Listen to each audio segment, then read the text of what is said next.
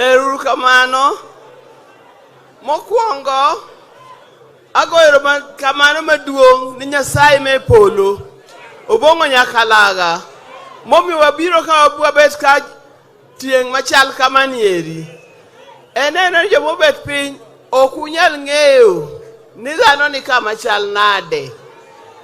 Kata bende nakia sama bet. To kara ulich mana kama.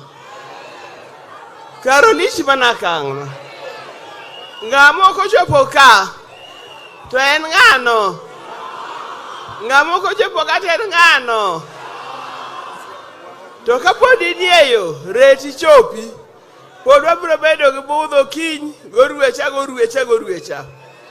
Omiyo nyaku chopi.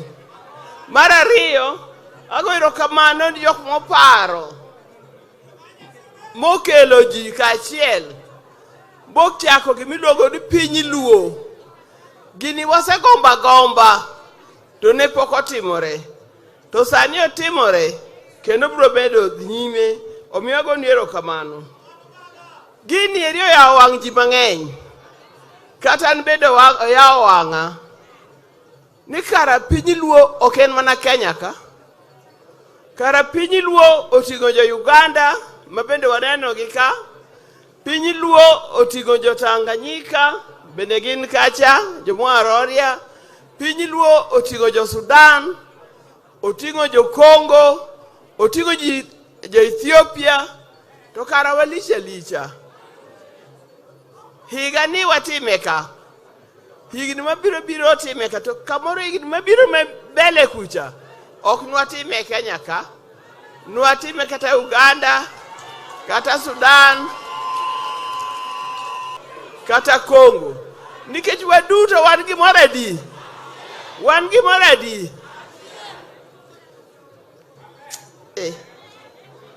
Ber.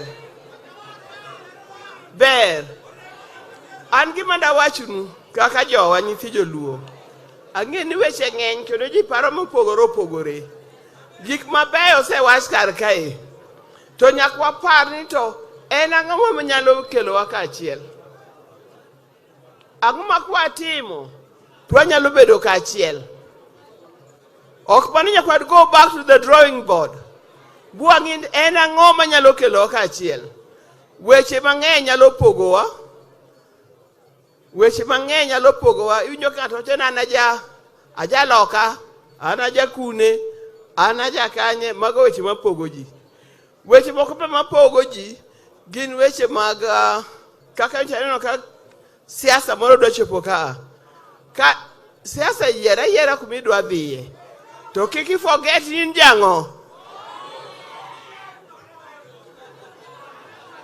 Ang'e gimudwa wachona. Koro jogo duto warwako. Ng'ato nyalo kier matin. To kiduogo, to duoge laini. To kibire laini. Wawe animo miya thuolo mar loso kin kawuono. Kibire laini. To chak chien kuma nene. Ng'at mogik chien kuche midhi chake. Mano bende wayie. O kamano. Omiyo kik waked kod gimiero. Gin jowa.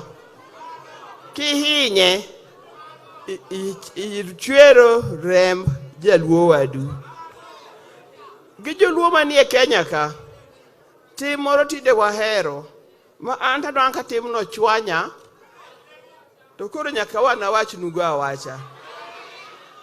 Tim moro ni ka wadhi e liel. To dhano bire liel ywak. To in idhi mane liel mar gori gi jawadu. Ya watimno to nonego wakwere ka wan oganda ng'eny kamae. Jok makelo lweny e liete ji. Ukwong'ogi. Udagi. Kidhi tibet mana mos ywak ka ywak ihero. Kitieko titibang'o. Idhi dala. To mogik an kawuono ka an wuon wach. Luonga mana dabia mosu. To mogik joluo nyakwa ket tekowa e wach mar puonjruok mag nyithindwa. Wach mar education, wach mar somo. Kokwa puonjo nyithindwa gi, to jok winjo kiluonga ni profesa kia ng'ano, profesa ng'ane, dokta ng'ane, biro bedo maonge mbele ka. Koku ng'e wachno, biro bedo maonge mbele ka. Ema nyakwa ket maine wach mar puonjo nyithindwa. Litna ka winjo tinde ji nyiewo degree.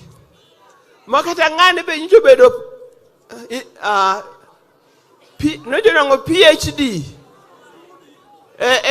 Muno bedo engineer man gi PhD. To kata skul okonyono, yawa wawe wach noero.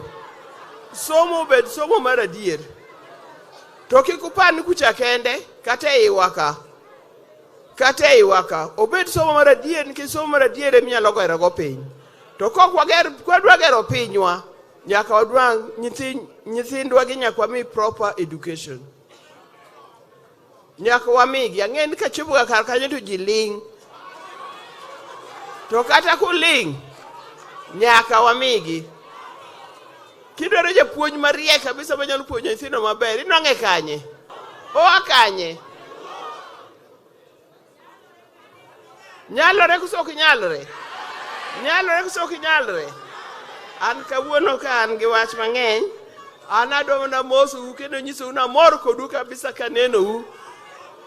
Amor kodu. Koro celebration mwantiegi.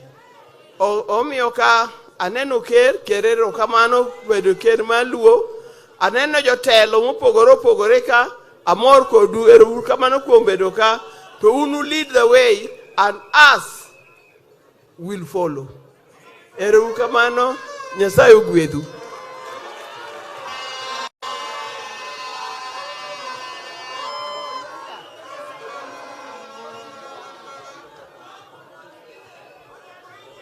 Mako mamano morito rengo.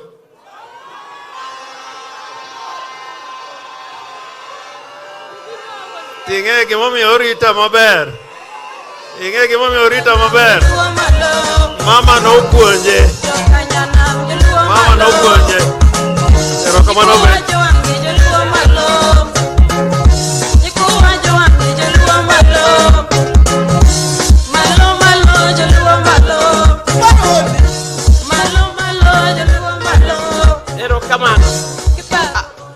Sama wuoyo ka ang'eni karo rita ga toka kar kae. To dahero mdegin, an chon an japuonj. An jok mana puonjo. Ema mi jo kacho mar education.